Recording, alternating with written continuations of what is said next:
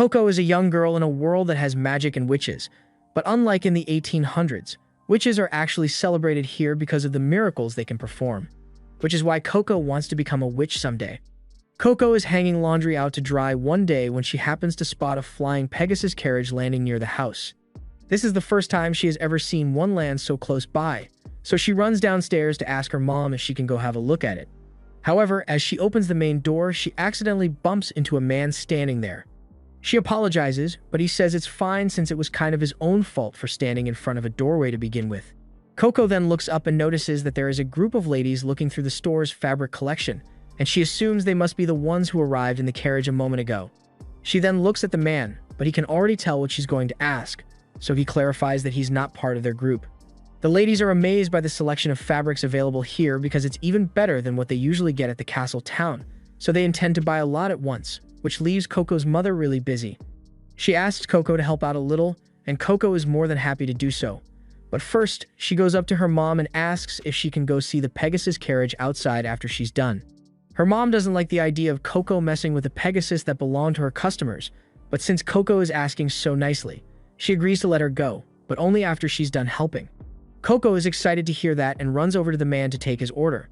She apologizes for the delay and asks him what he needs, so he tells her he wants a smoky white cloth, and he has already written down the exact measurements he needs, so all Coco needs to do now is cut it out for him.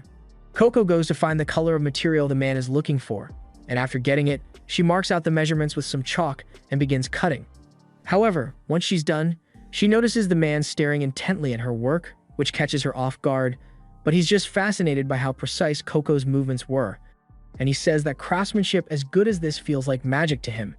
However, even though it was meant to be a compliment, Coco refuses to accept it because magic is something so much more special than anything she could do with her ordinary hands, so she doesn't think it's fair to compare magic to something as mediocre as her work.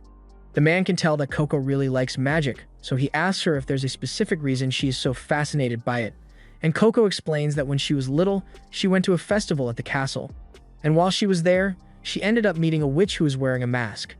The witch called her over and asked if she wanted to buy a magic picture book from him, but while Coco did love a good picture book, she had no idea what magic was at the time. The witch then conjured up a few shadow figures to demonstrate the wonders of magic, and he even powered up the cobblestone beneath Coco's feet for an extra touch of wonder.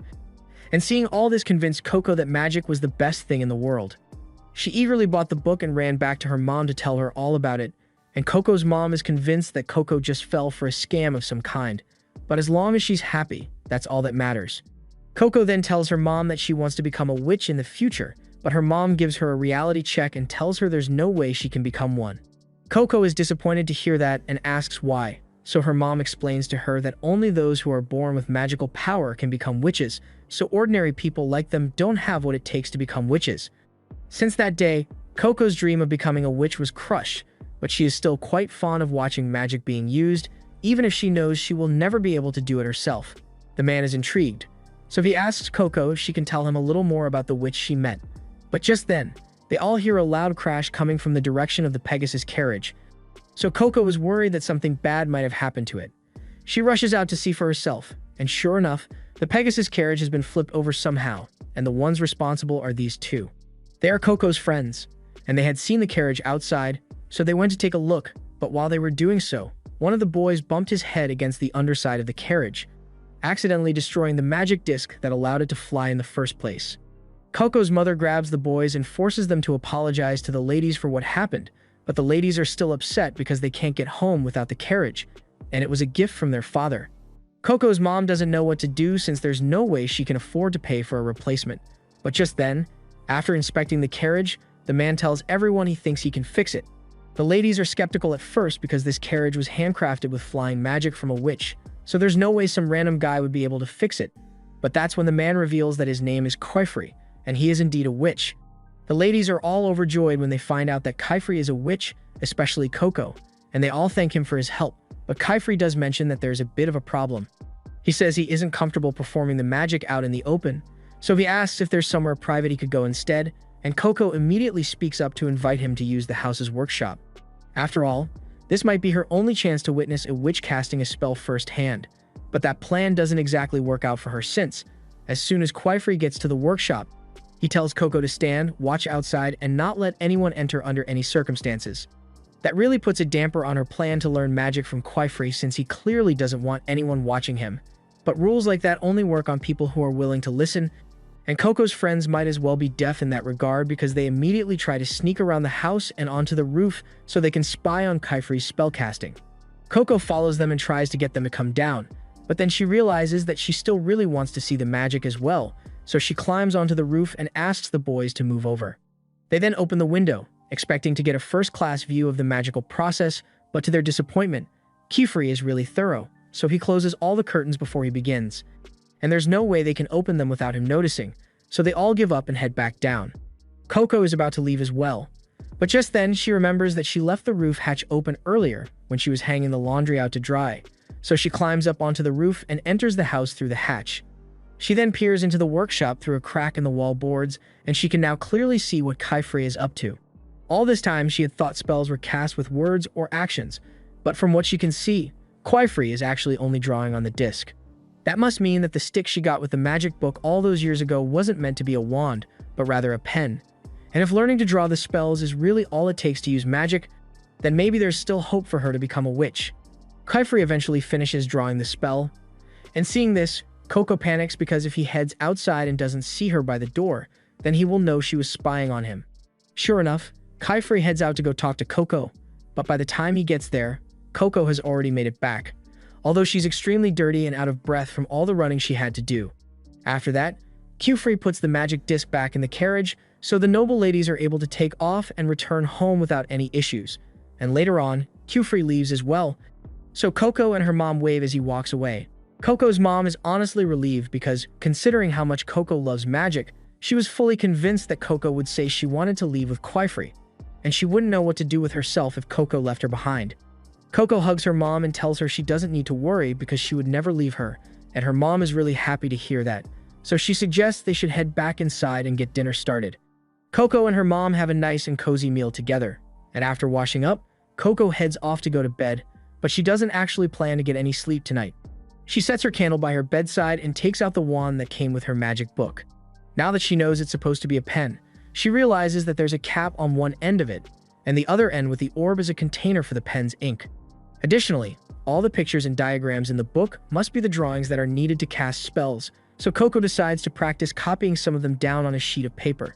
She spends several minutes analyzing the different parts of the first spell, and then she begins carefully tracing it onto a separate piece of paper, taking extra special care to make sure all her lines are straight. She eventually finishes the first drawing and waits for a moment to see if something happens, but nope, it's still an ordinary piece of paper. Coco doesn't understand where she could have gone wrong because she thinks it looks close enough to the drawing in the book. However, while she may be good at drawing straight lines, she clearly sucks at drawing circles, because that circle isn't connected at all. Fortunately, just as she is about to give up, a drop of ink falls from the pen, connecting the lines of the circle, and as soon as the circle has been completed, the page lights up right before Coco's eyes, filling the room with bright and colorful fireworks. This is a major breakthrough for Coco because the fact that she was actually able to draw a spell means it's not impossible for her to become a witch.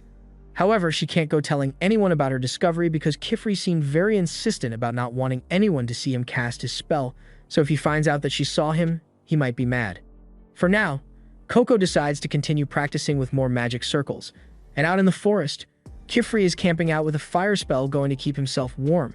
But he can't help but think back to what Coco said about a random witch selling a picture book to her, and a moment later, he sits up in shock because he finally realizes what that picture book was. Back in Coco's room, a few hours have passed, and she has just discovered the fire spell. But having a fire indoors is really dangerous, so she rushes to put it out before something bad happens. After conducting several experiments, Coco is finally starting to understand how the magic circles work.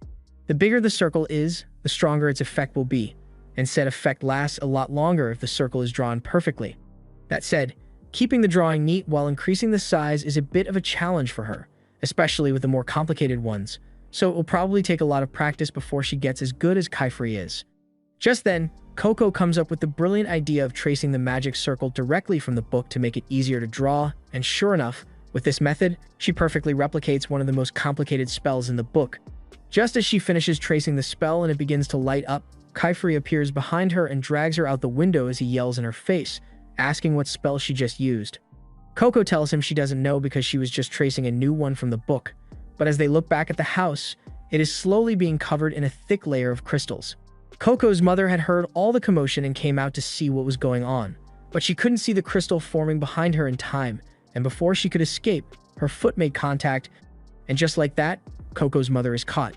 Coco watches in horror as the spell she activated engulfs her mother, and she desperately tries to get down to go help her, but Quaifrey holds on and tells her that it's no use because that was a forbidden spell, and there's nothing that can be done now. Before Kifrey can even finish speaking, Coco kicks her way free from his grip and begins free-falling to her doom, so Kifrey rushes down to break her fall before she gets hurt. Coco then tries to save her mother, but her entire body has already been sealed in the crystal, and the spell keeps spreading, so if she stays there, she will be caught up in it as well. Kifrey grabs Coco and flies away to make sure that doesn't happen, and once they are in the air, Coco begins apologizing with tears in her eyes because she didn't know that spell would do all this. Kifrey doesn't blame her because it's natural that she wouldn't know how dangerous the spell was, and that's exactly why witches are forbidden from sharing the secret of magic with the public, to prevent accidents like these. In truth, all that's needed to cast magic is special ink and a magic circle pattern, but now that Coco knows about it, he has no choice but to erase her memory. After hearing what he just said, Coco begs him not to wipe her mind, because if he does that, then it means she will forget about her mother as well as all the pages of the picture book that she memorized, and if that happens, then no one will be there to save her mother after that. Quaifrey understands her plight, but the memory wipe is necessary to ensure something like this doesn't happen again. However, he then realizes that the picture book Coco mentioned is now sealed in the crystal as well, and without it, he won't have any leads in tracking the witch down. The fact that Coco has memorized the book might be his best bet at tracking him down. Coco asks if finding that witch will allow them to undo the crystal spell and save her mother, and Kifrey says there's a chance, so Coco begs him to let her help because she will do anything to save her mom. In that case, Quaifrey tells her that if she wants to keep her memories of the secrets of magic, then she is going to have to undergo training to become a proper witch. The next morning, Kifrey takes Coco back to his atelier, and he tells her she doesn't need to worry about her mom, because he placed a barrier around the area to keep others out. That way, no one else will get caught up in the spell, and Coco's mom will be preserved in case they find a way to reverse the damage. After being reminded of what happened, Coco breaks down in tears because this is all her fault, and seeing this, Quaifrey comforts her, explaining that she had no way of knowing that the spell was dangerous in the first place. He leads her into the atelier and grabs a device which creates a large ball of water. He tells Coco she can wash up with this while he goes to get her a change of clothes, but Coco doesn't really know how to use this thing, and after what happened, she's scared to touch magic that she doesn't understand. Just then, a little girl named Techia comes around the corner, and she tells Coco that there's nothing to fear, because as far as spells go, that one is pretty harmless. She explains that it is called a vapor bubble, and it works by drawing moisture out of the atmosphere to create a ball of water. She also demonstrates how to use it by tipping it over to pour out some water. Coco is really grateful for the explanation, so she thanks Techia. But Techia is even more grateful to Coco because she rarely gets a chance to explain magic tools to others, so this was fun for her. Just then, a girl named Richa walks over with a quill and ink in hand, and Coco recognizes those as the instruments for casting magic, so she asks if Richa and Tetia happen to be witches. Techia explains that they are just apprentices learning from Master Quaifrey, but now that she mentions it, Techia wonders who Coco is supposed to be. She asks if she's an apprentice as well, but Coco thinks it's a little too early to call herself that, especially since before yesterday, she had no idea what magic really was. Hearing this, Tetia and Risha go silent because they now realize that Coco is the girl from the rumor they heard about. Coco doesn't understand what they are talking about, so she asks what rumor they are referring to. And the two of them explain that the rumor says there is an outsider who made use of forbidden magic and was then allowed to become an apprentice, which is completely unheard of. Just then, Kiefer returns with a new set of clothes for Coco, and he's glad to see that the kids are all getting along more or less, but he asks Techia and Richie to hurry up and finish their morning chores. He then tells Coco that she should change into the uniform he prepared, because that's what all of his students wear, and after she's done with that, he promises to explain everything to her. Once Coco has gotten dressed, Quaifrey sits her down and prepares to give her a lesson on the history of magic, so he starts by explaining that magic wasn't always a secret. It used to be common knowledge that anyone could use whenever they wished, but unfortunately, while they may have had great power, they did not have great responsibility, so the world descended into chaos as wars broke out with forbidden magic. That's why a coalition of peaceful witches banded together and stole away humanity's memories of magic to prevent another tragedy from occurring. And that's why all witches must be very careful to preserve the secret. Coco now understands why Kaifri didn't want to let anyone see him cast his spell back when he was fixing the carriage, but she still doesn't know what forbidden magic is supposed to be. Schifri explains that it is magic that was created during the Age of War, specifically designed to hurt other people, like the spell with which they petrified Coco's mother. Coco grabs onto Kaifri and begs him to teach her about forbidden magic because she needs to understand it if she's ever going to free her mother. Normally, Kaifri would tell a student to be patient and wait to uncover more information as time goes on, but in Coco's case, he doesn't think that would be appropriate. So he tells her to follow him instead because he has something he wants to show her. There are many forbidden spells he could just list for her, but the general rule they follow is that any spell that is cast directly upon a human body is utterly prohibited, which is why modern witches always use some kind of tool to cast their spells. An example of this is the teleportation window that Kaifri keeps downstairs, and to demonstrate how it works, he lines up the runes on the circles until the scene shifts to a lake. Coco is amazed by this since she has never seen anything like it before. Kaifri explains that the portal simply links two pre-existing windows in the world, as long as they bear the same pattern. And this location is particularly special because that building over there in the distance is the Tower of Tomes. He explains that every time a book on magic is written, a copy instantly appears there, so the tower contains every single spell known to mankind, even the forbidden ones. Coco asks Kaifri to take her there because she wants to find out everything she can about that spell. However, Kaifri tells her it doesn't really work like that, because the tower is guarded by those monsters over there, along with 3 others, and it won't let you pass unless you've completed your trials as a witch. Thus, if Coco wishes to visit, she's going to have to do a lot of study. After that, Kaifri shows Coco where she will be staying from now on, and while he's here, he wants to introduce her to her new roommate, but unfortunately, Agat isn't around right now. Anyway, Kaifri takes Coco inside and explains that there is one workspace which she and Agat will have to share, but they each have their own personal bedrooms. He tells Coco to get some rest in the meantime since she has had a really long day, and if she needs anything, she should feel free to call him at any time. As Kaifri leaves, he makes a call to his higher-ups to fill them in on how things are going with Coco. He says she is settling in nicely, and he thanks them for approving her apprenticeship, but he hasn't been able to get around to asking for information on the witch that gave her the book yet, because he says he wants to wait until after Coco has gotten adjusted to her new life here. Meanwhile, Coco is busy looking around her new room, and she is really excited because she never thought she'd get to see what a real witch's room looks like. But just when she's about to start touching stuff, she hears a voice telling her to keep to her side of the desk. Coco is startled because she doesn't know where that came from, but she looks up and sees a girl floating in the air above her. This is Agat, and starting today, she will be Coco's new roommate. But Agat already knows all about her since she's the famous outsider who's going to be joining as an apprentice today. Agat offers her condolences for what happened to Coco's mother, but she also doesn't hide the fact that she thinks it was Coco's fault to begin with. Coco understands that she was the cause of that accident, which is why she wants to become a witch so she can fix it. But hearing Coco say she wants to become a witch so casually annoys Agat because being a witch isn't a simple task.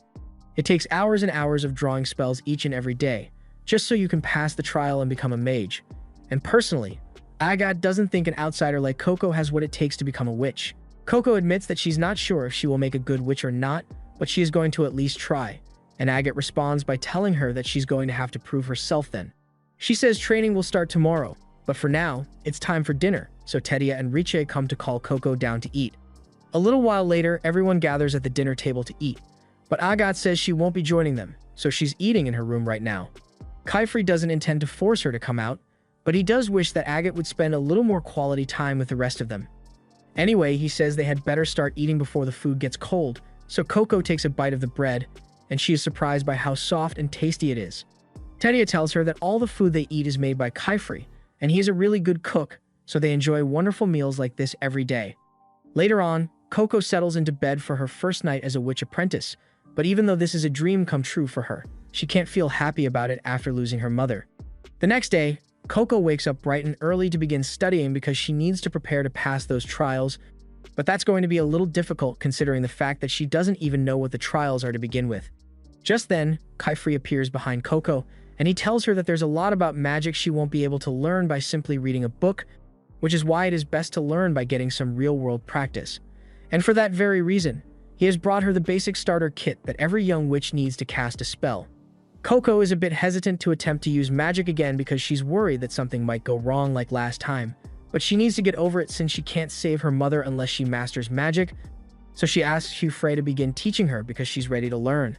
5 textbooks later, Coco is officially tired of learning, and she's trying to power through it, but she didn't realize studying magic would be this boring. Quifrey suggests they should take a small break for now, so he asks Coco if she can summarize everything he has taught her so far. Coco agrees, so she begins by explaining that a spell is composed of 3 elements: the sigil at the center, which determines the element of the spell, the signs that determine the direction and force of the spell, and the outer circle that activates the spell. There are also a bunch of complicated rules and exceptions that Coco had to memorize as well, but now that she's got the basics down, it's time for her to practice drawing spells. Quifrey stands behind her to cheer her on the entire time, but when Coco is done, she's too embarrassed to show him, so she attempts to throw it in the trash. Quifrey stops her and grabs the page out of her hand to take a look, but Coco really doesn't want him to see it because the lines are all wobbly and messy. Quifrey says he already expected that from her, and it's nothing to be ashamed of because she's still learning, and in order to learn, you need to let yourself make mistakes. And speaking of mistakes, Quifrey points to a spot on Coco's magic circle where she failed to join the ends of the circle. He explains that while drawing a perfect circle will improve the spell's efficiency, the most important step is making sure that the circle is completely connected, otherwise the spell won't activate. He tells her to try connecting the lines, so Coco does it, and a second later, a water jet spell activates, blasting Agot right in the back from across the room. Coco begins frantically apologizing because she didn't mean to do that, but Agot says it's fine because it doesn't bother her. She even takes the time to point out that Coco made one of her signs longer than the others, which is why her spell shot out in that direction. Quifrey commends Agot for her observation, and he is certain that he made the right decision, leaving her in charge of Coco. So he heads for the door and says he's going to be at the tower for a while because there's something he needs to check. And once he's gone, Agot tells Coco that it's time for her to prove herself, because unlike with Quifrey, she won't be giving Coco any breaks. Meanwhile, Quifrey has just arrived at the Tower of Tomes, so he descends into the first layer. But just as he lands, he is pulled down by someone behind him, and it turns out to be one of his old friends, Alara, messing with him for fun. It has been a while since they last saw each other, so Quifrey is glad to see her again, and she mentions that she heard all about his new little apprentice.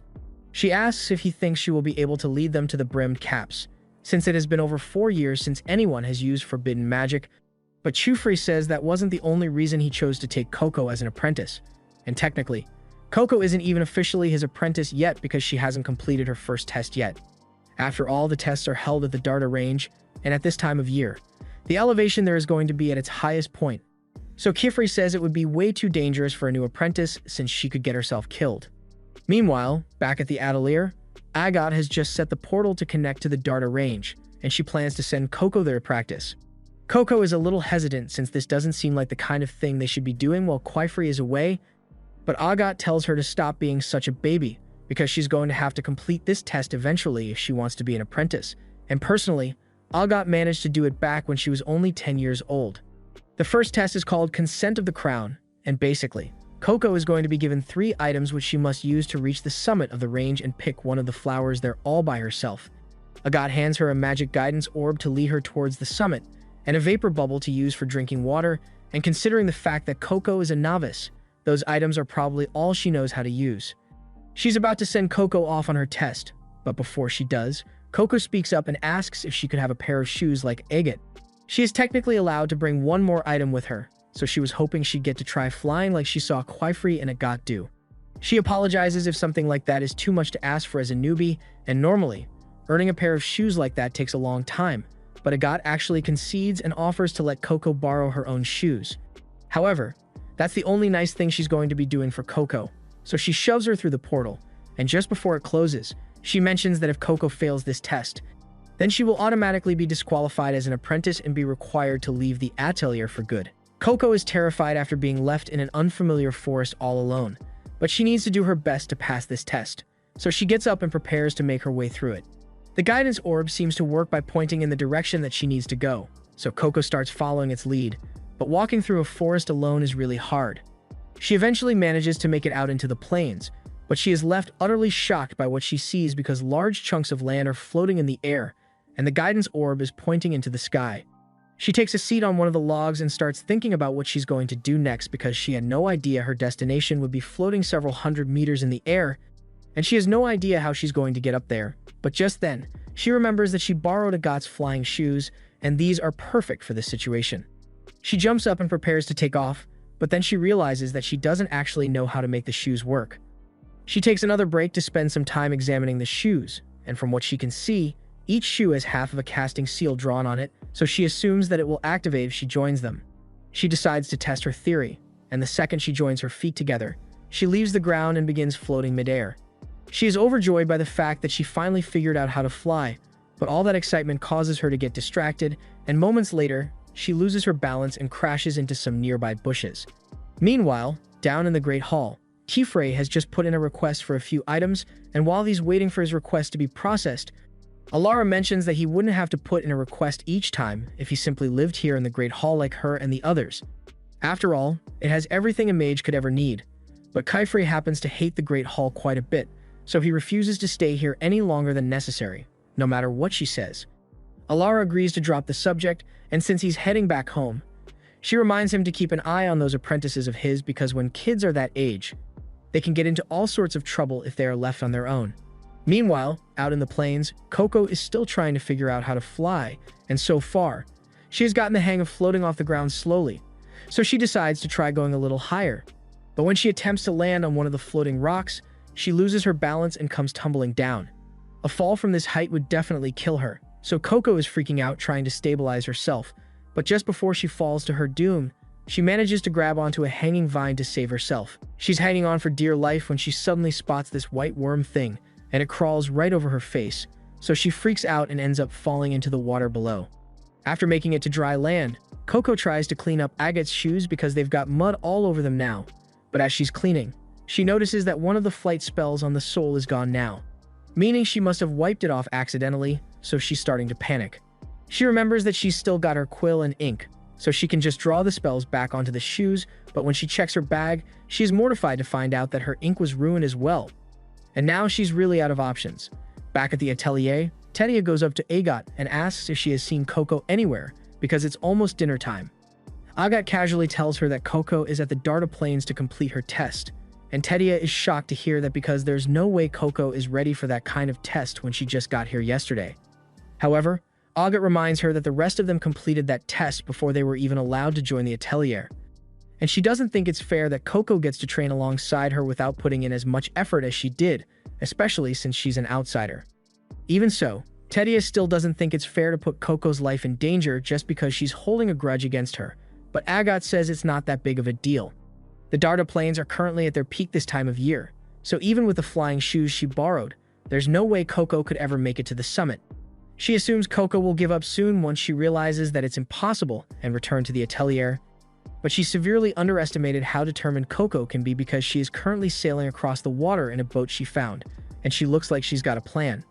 Tetia is really worried about Coco, but Richa doesn't seem too bothered by what happened, and it's not that she doesn't care about Coco, but realistically, there's nothing they can do until Kefre gets back.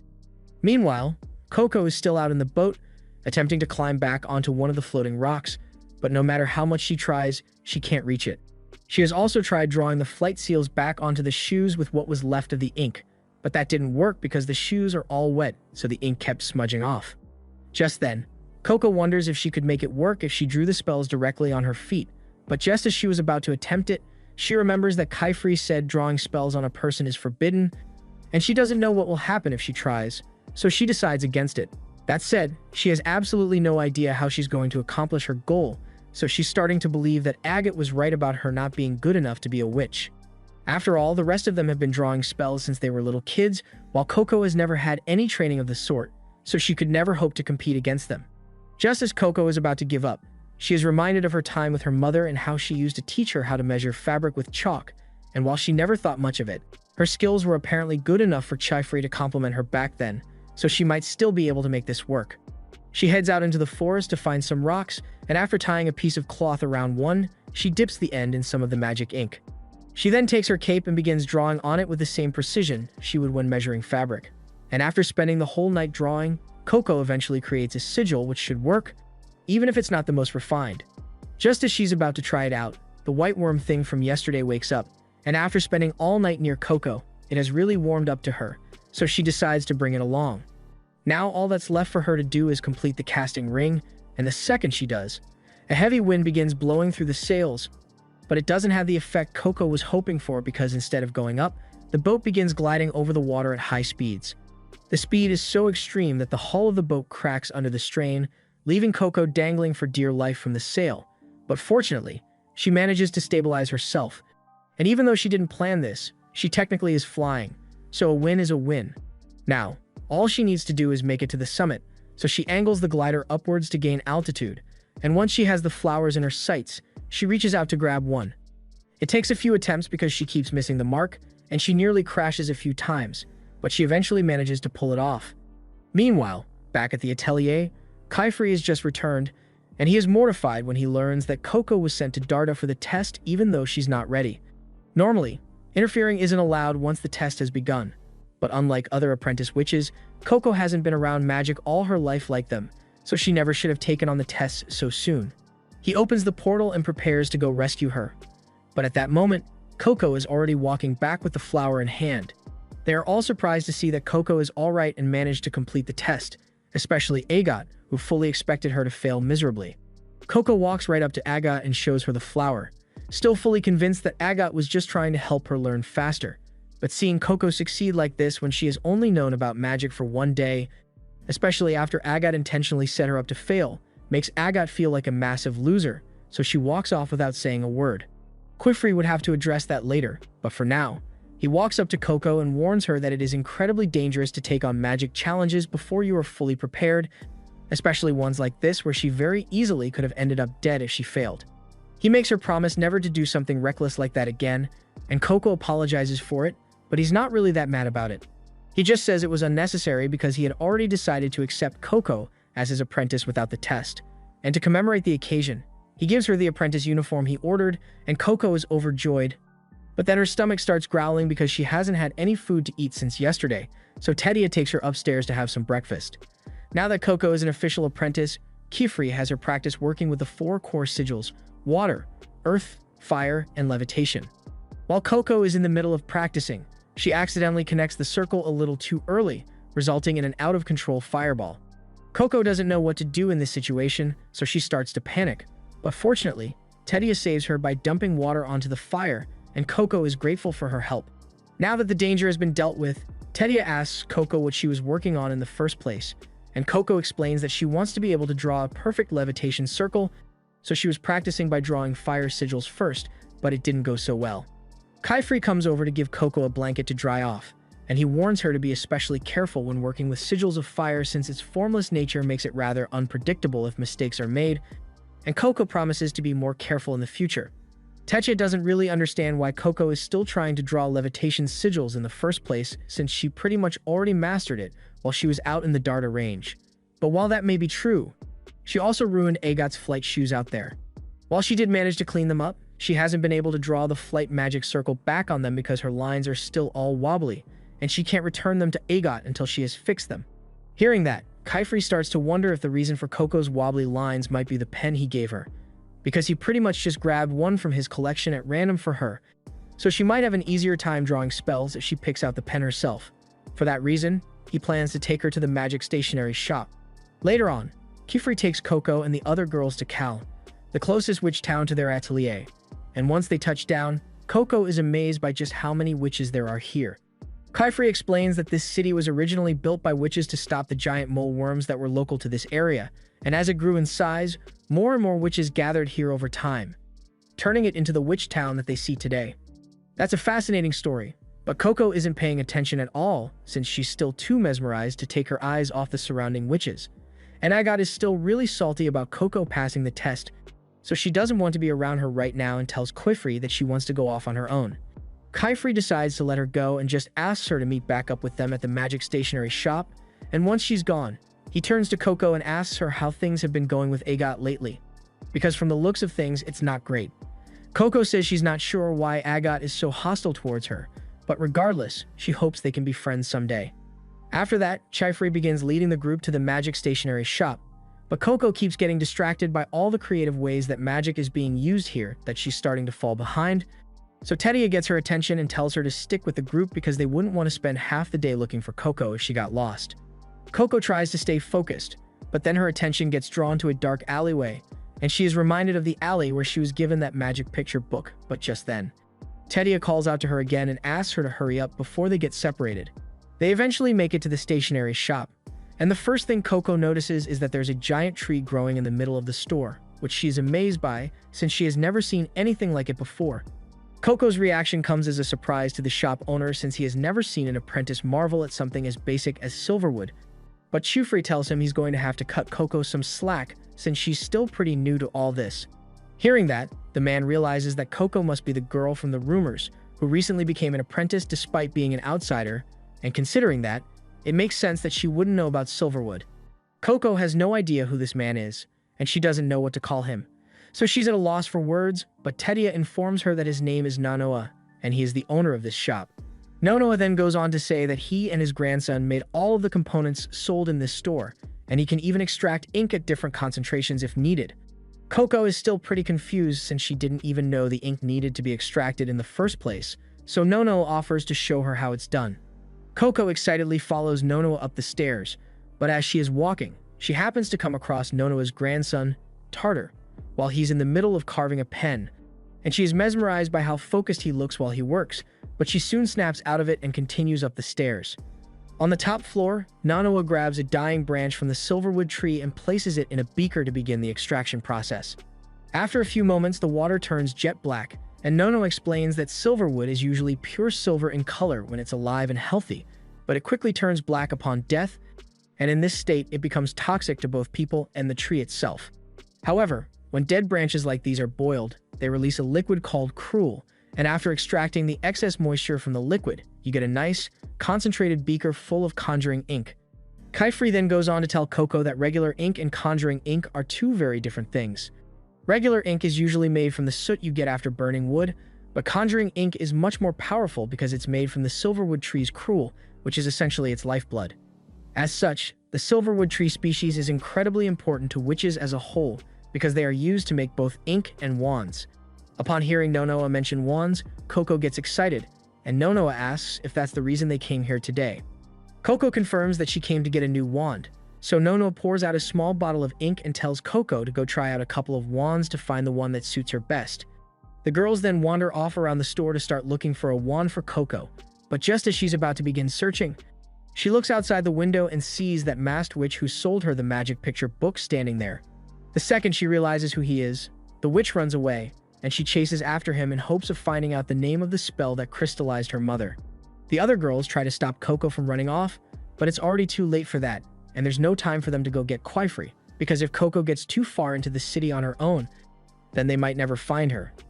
Meanwhile, out in the city, Agathe is busy doing some shopping when Coco accidentally runs into her, but she doesn't stop and keeps chasing the masked witch. Shortly after that, the other girls show up and tell Agathe that they need to go after Coco right away, so Tetia drags her along, and even though Agathe has no idea what's going on, she decides to go with it. Coco continues chasing the man through all sorts of twists and turns in the city's back alleys, and the girls are doing their best to keep up with her, along with Coco's pet, but all of a sudden, it notices a thick fog rolling in, so it stops, but the girls keep going, and the next moment, all of them disappear. Agathe finally manages to catch up to Coco, so she grabs her arm and demands to know why she's running. Coco tells her that she's chasing the man who gave her that book with forbidden magic in it, and she tries to point him out to Agathe, but when she turns around, he's already gone. Agathe thinks this has all been a massive waste of time, but when they turn to go back, Richie realizes that this place looks a lot different from the usual city alleyways. Additionally, the floors and walls are made of a white rock that isn't found in Kallen, which means they must not be in Kallen anymore.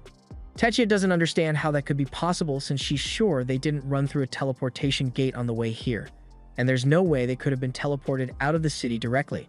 Tetia is sure this must just be a section of the city they've never seen before, so she says she's going to fly up to get a bird's eye view and figure out where they are. But Agathe doesn't think that's going to help because she's certain that this place isn't calm, and if they were really teleported here directly, then forbidden magic must have been used. Just then, Tetia comes back down screaming and tells everyone they need to get out of here right now. Agathe asks her to tell them what she saw, But Tetsuya tells her the problem isn't what she saw, it's the fact that it saw her, and it's on its way here right now. Meanwhile, the rogue witch is watching the group from atop a wall, and he hadn't really intended to bring anyone else besides Coco here. But he's just going to carry on as planned anyway and give Coco a proper welcome to the world of magic. A moment later, a large dragon lands right in front of the girls, and as this happens, the rogue witch says Coco is his one and only hope. Meanwhile, back in the city, Kifri is finally done with his shopping, so he asks Nonoa if he has any idea where the girls went. Nonoa says he's not sure since he hasn't seen them for a while, and he suggests that they might have gotten bored and gone out on a walk, but Kifri doesn't think that's possible. The girls are all so polite that there's no way they would leave the store without coming to say goodbye to Nonoa first, and Kifri is starting to get the feeling that something is terribly wrong here. Just then, Tartar comes up and tells them that if they are looking for the girls, he saw them leave the store chasing after a man in strange clothes who was covering his face with a picture of an eye. And as soon as Kifri hears that description, he realizes that it was the rogue witch, and he is now really worried because something bad might have happened to the girls. Meanwhile, in the middle of who knows where, the girls are being stared down by the dragon, and they are all paralyzed in fear, but Agat snaps them out of it and tells them the only way out of this is to maintain direct eye contact with the dragon while slowly backing away until they're out of its attack range. Following Agat's advice, they all back away slowly, and once they are far enough away, they all turn and start running as fast as they can, narrowly avoiding the dragon's bite. The dragon then begins chasing after them, and it's closing in on them, but Agat casts a fire spell to slow it down, and while the dragon is dazed, the group manages to escape into the maze. As they are running, Coco tells Agat that what she just did was amazing and asks how she drew that spell so quickly, but Agat tells her she didn't draw it back there at all. She just carries around a notebook full of partially drawn spells, so she only needs to connect the circle to activate it when necessary. Coco is fascinated by the idea and asks Agat to teach her later, but to do that, they first need to survive and get out of here in one piece. Unfortunately, they soon run into a dead end, and the dragon may not know where they are yet, but it's only a matter of time if they can't find a way out of here. Tetsuya begins having a panic attack because she doesn't want to die in a place like this, and she can't believe she got dragged into this mess because of Coco. But she doesn't want Coco to feel bad, so she stops herself from saying that last part out loud. However, Coco still gets the message loud and clear, and she can't even say anything about it because this really is all her fault. Agat calms Tetsuya down and tells her that they can still make it out of here. All she needs to do is cast a wall-breaking spell to get through, but it's going to take time. So she asks Tetsuya to make a distraction to buy her some time while she draws the spell. Tetsuya understands, so she draws a quick levitation spell and places it in her overalls to make them float, and after releasing them into the air, the dragon starts chasing after them, so that should buy them a decent amount of time. As she looks up, Coco happens to spot a magic circle inscribed on the ceiling, so she goes over to Agat and taps her on the shoulder to show her, but that causes Agat to mess up her magic circle, and she's royally pissed about Coco's interference. She yells at her and tells her, "You are never supposed to touch a witch while they are in the middle of casting a spell." Coco apologizes and tells her she didn't mean to do it, but that's not good enough for Agat, because Coco also didn't mean to petrify her mother, yet that woman is still stuck in stone right now. Apologizing doesn't fix mistakes, so she tells Coco to just stay quiet and do nothing so she doesn't mess anything else up. There's no time for Agat to start over, so she fears that they are going to have to try to find another way through the maze, but fortunately, Richie was also drawing the same spell, and she has just finished, so she successfully blows a hole through the wall, but Coco feels absolutely useless right now. Meanwhile, back in the city, Kifri and the others have been searching all over for Coco and the girls, but they are nowhere to be found, and they don't have many clues to go off since Tartar only managed to get a glimpse of them as they ran by. But just then, Coco's pet comes up to Kifri, and Kifri recalls that it was with Coco when she went missing, so he asks it if it can lead him to them.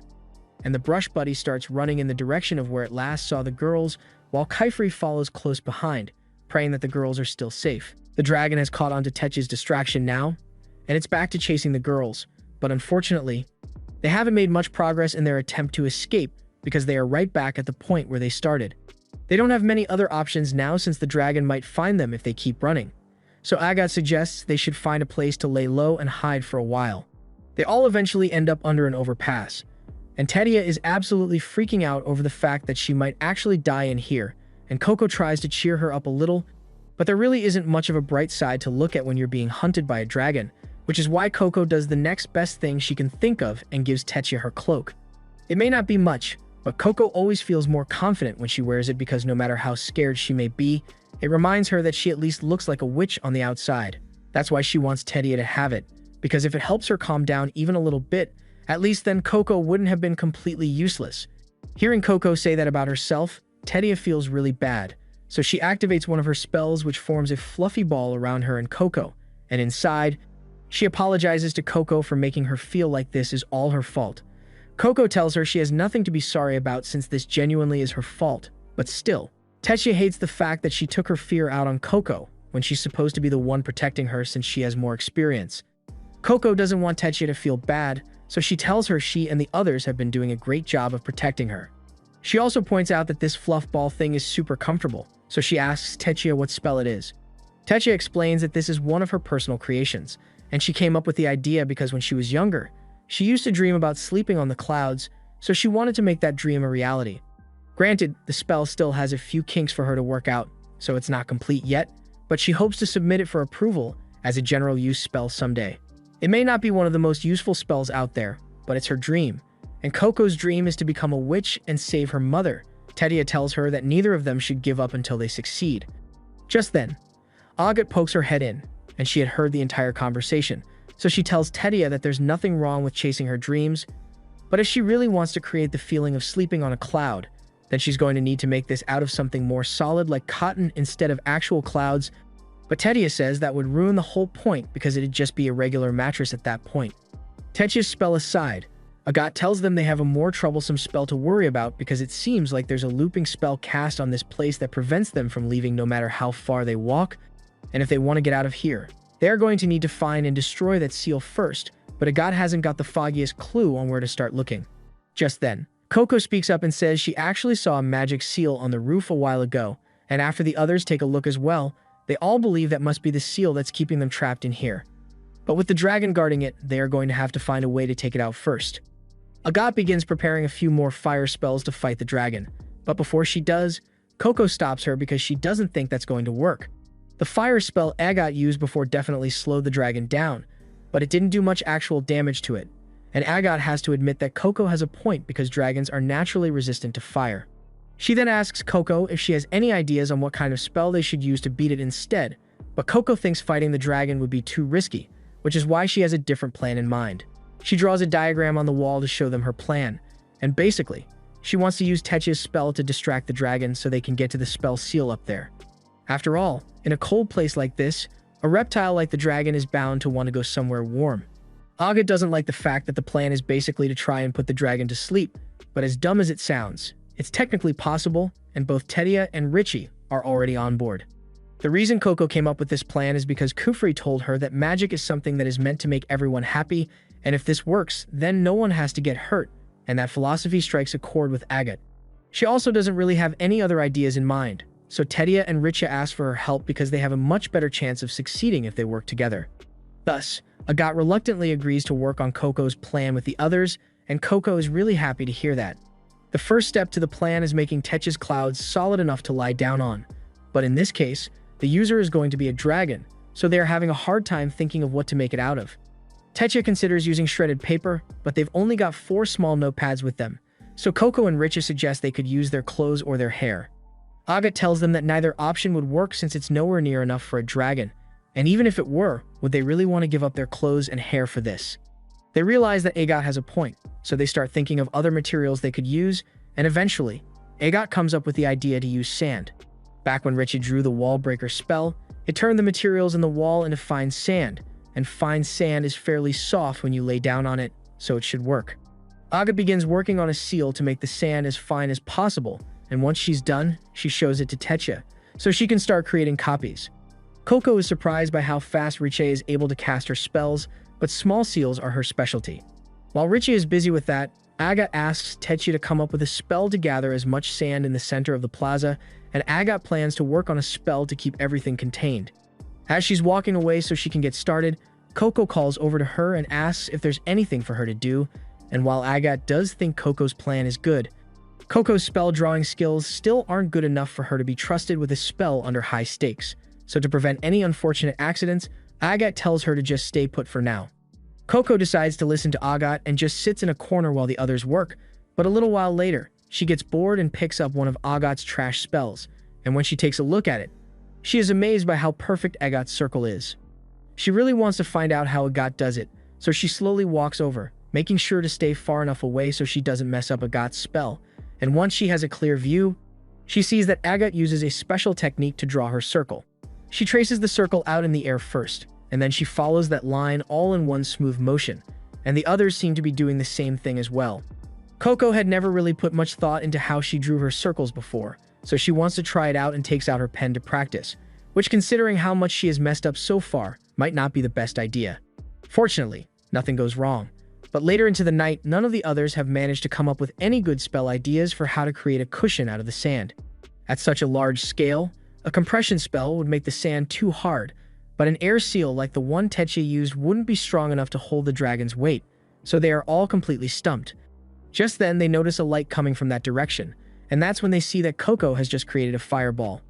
Agat is a little confused and asks Coco why she's casting a fireball at a time like this, but Techia and Richa, on the other hand, are both amazed because this is the first time that one of Coco's fireball spells has remained stable for so long, so they rush over to congratulate her and ask how she managed to do it. Coco says she just saw how the rest of them were drawing their circles and decided to practice her own, although it took her a lot of tries before she finally got it right. Agat isn't really impressed since anyone can learn how to draw a proper spell with enough repetition, but the mention of repetition gives her an idea. If they can't use a single spell to stabilize the sand pillow, then maybe they can use a repetition of multiple spells to get it done.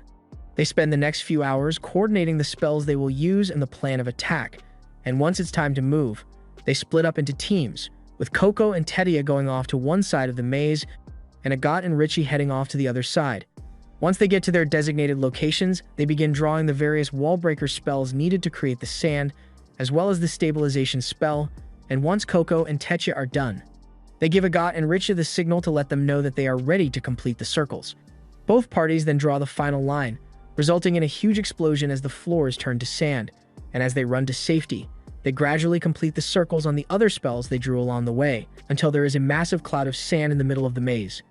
The plan goes flawlessly, and by the time the dragon notices the cloud, everyone has already made it a safe distance away, so they watch in anticipation to see if the spell will hold up. Agat's idea was to stabilize the cloud using a spell that will constantly try to return it to its original state, and by repeating that spell over and over. Even if the dragon's weight is meant to displace the sand, the restoration spell will oppose the change and keep it in its cloud shape. Thus, the dragon bed was complete, and the second the dragon lays down on it, it falls right asleep. Now all that's left is for them to sneak past the dragon and make it to the casting seal before it wakes up. They eventually make it up to the seal, but they have no idea what this spell even does since they've never seen anything like it before. That said, it's definitely what's keeping them trapped in here, so they should be able to leave once they break it. Meanwhile, back in Kallen, Kaifri makes it to the alley where Coco and the others went missing, but he can't find any signs of them at all. Just then, Tartar catches up to him as well, and he is a bit confused since he could have sworn that this alleyway used to have a pavement running through it, but now it's just dirt. After hearing him say that, Kifri immediately goes to inspect the broken pavement stones nearby, and sure enough, there are casting seals on them. But just as he lifts one up, it suddenly activates and pushes him and Tartar back. The reason the spell activated was because on the other side, Techia had broken the circle, so now the spatial seal keeping this place together is coming apart and sucking everything out. On the bright side, there is now an opening to the outside world, so they should be able to escape now, but unfortunately, all the commotion also happened to wake the dragon up, and it is not happy. It slams its tail into the tower, knocking Agat off, and since she doesn't have her flight shoes right now, a fall from this height would definitely kill her if the dragon doesn't get to her first. But fortunately, Kifri showed up just in time and saves her, and after flying back up top, he takes out a spell and proceeds to absorb all the water from the clouds in the sky, turning them into a giant water dragon which he uses to take down the dragon and knock it out. By the end of it all, Agat, Techia, and Richie are all safe with Kaifri, but Coco is nowhere to be found, and that's because the rogue witch got to her first. She is currently unconscious, but he tells her how pleased he is that the seed he planted all those years ago has finally taken root, and he is glad that his little test helped her grow so much as a magic user. So he's going to give her a little gift in the form of knowledge that Kifri would never teach her. By the time Coco opens her eyes, she is back in Kalhan with Kifri and the others standing over her. They tell her she was found unconscious on the stairs of the tower, and Kaifri asks her if the brimmed cap did anything to her. But Coco doesn't really remember what happened back there, so she can't really say. Moments later, Nono arrives, and he is happy to see that the girls are all safe, but Kaifri tells him he has a favor he would like to ask. He points him towards the casting seals the brimmed cap made, and he asks Nonoa to look into what kind of ink was used. Nonoa promises to get to the bottom of it, but then Kifri adds another condition and asks him not to report this to the knights. This catches Nonoa off guard since it is their duty as witches to report all instances of forbidden magic. But Kaifri gives him a cold look and tells him to keep this a secret, and evidently, Nonoa is more scared of Kaifri than he is of the knights, so he agrees to stay quiet, but he has a feeling this isn't going to end well.